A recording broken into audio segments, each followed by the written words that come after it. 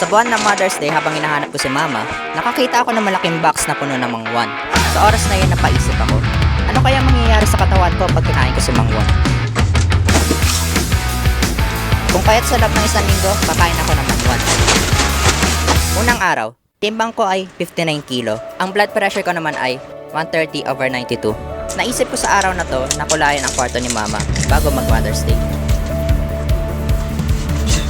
Pangalawang araw, ang paboritong kulay ni Mama ay kulay green.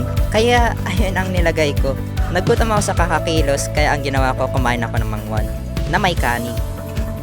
Nahinggit si Dudoy.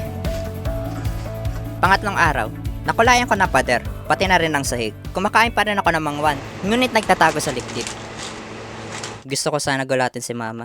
May 12. Sumilip ako sa bintana kasi bala ko ipakita kay Mama ang panibago niyang kwarto. Ngunit, May 13. Antay na lang ang mangwan. Nagwalis ako sa paligid kasi puno na ng dumi. Sabay naglaba na rin ako.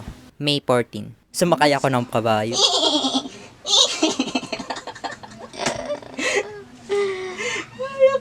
Huling araw, sa kakakain ko ng mangwan na may kanin ng isang linggo, ang timbang ko ay naging 59 kilo. At ang blood pressure ko naman ay 128/74. Andiyan na si Mami? Nandiyan na. Dances